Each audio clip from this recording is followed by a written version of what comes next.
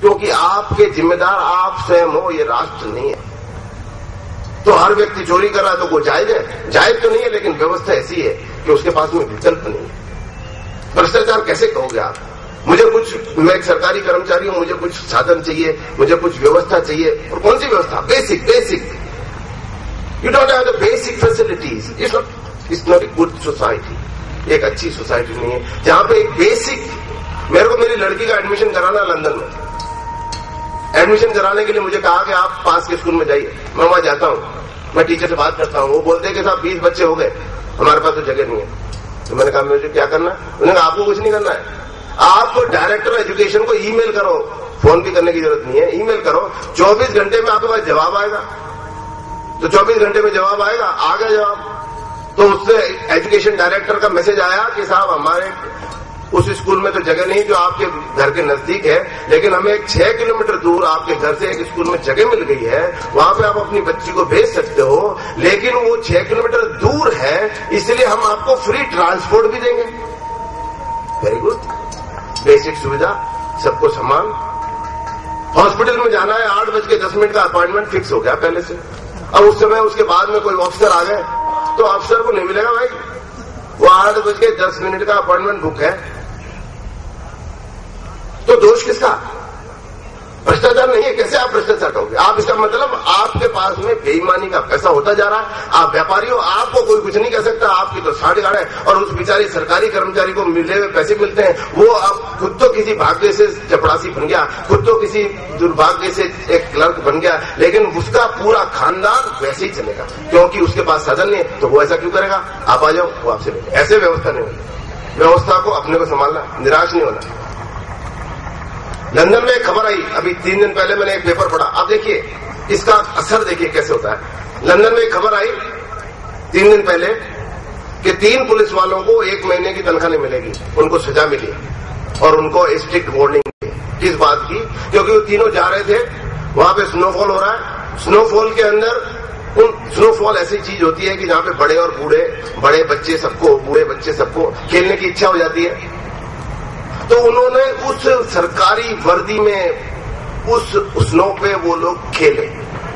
इसका मतलब सरकारी वर्दी का दुरुपयोग किया। और ये मैसेज बड़े अक्षरों में मेन पृष्ठ पे आया कि ये सरकार टैक्स पेयर के पैसे की कितनी इज्जत करती है, ये सरकार टैक्स पेयर के पैसे की कितनी कीमत करती है। तो वो मैसेज गया, दूसरा व्यक्ति टैक्स पेयर के पैसे को का दुरुपयोग करने से डरेगा क्योंकि वो सजा मिली। हमारे यहाँ पे व्यवस्था नहीं है, कोई बात नहीं, निराश नहीं होना है, करना तो वही पड़े। अब मेरे पास कुछ प्रश्न आए। अपने यहाँ पे भाई साहब क्या टैक्स रेट बहुत ज्यादा है, इसलिए क्या कि हर व्यक्ति चोरी करते हैं। विदेशों में क्या टैक्स रेट कम है? ये वो व्यक्ति बोल रहा है जो कभी विदेश गया नहीं है, ये वो व्यक्ति बोल रहा है जिसको कभी विदेश की जानकारी नहीं है। आपको जान के आश्चर्य होगा कि नॉर्वे से आए हुए रूने हालैंड इस बात के अंदर अपने हाथ उठा के सहमति, if I am correct with the rule, I am going to tell them the income tax rate in Norway, if I am telling correct please raise your hand. In Norway it is between 28 to 49%, 28 से 49% तक की income tax की rate है वो Norway में, वो स्वीकार कर रहे हैं। Now I have one data, मेरे पास एक डेटा है डेनमार्क के, जहां पे संसार की सबसे सर्वाधिक इनकम टैक्स की रेट सर्वाधिक है, सबसे अधिक है और प्रोग्रेसिव है, और वो है 38 to 59%. I am looking forward to Cal. Yes, if it is 38 to 59%, please raise your hand. Thank you very much. हमारे यहाँ पे वैट साहब 0 से 14%. अरे साहब विदेशों में क्या नहीं है? अब आपको जान के आश्चर्य होगा, नॉर्वे में 25% वैट है और फ्लैट।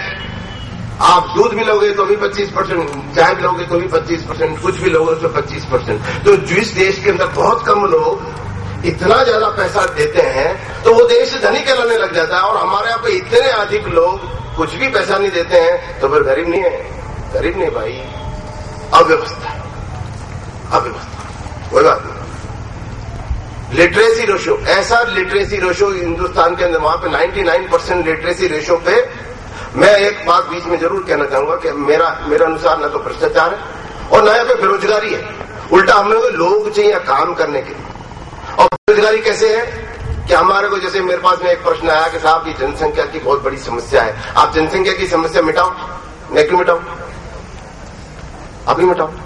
अरे नहीं साहब, आप ही कह रहे हो ना कि जनसंख्या की मिटाओ। तो मैंने कहा साहब मेरी निगाह में तो जनसंख्या की समस्या नहीं है। वो बोले कि साहब पानी की समस्या भी मिटाओ। मैंने कहा मेरी निगाह में पानी की समस्या भी नहीं। कि फिर आपके इस आधार प्रश्न उत्तर के पीछे आधार क्या है? मैंने कहा आधार सुन लो। जनसंख्या, हिंदुस्तान की पॉपुलेशन डेंसिटी, जनसंख्या घनत्व 336 व्यक्ति प्रति स्क्वायर किलोमीटर। और कोपेनहेगन, डेनमार्क की राजधानी, वहां का पॉपुलेशन डेंसिटी इज 5928 पर्सन पर स्क्वायर किलोमीटर।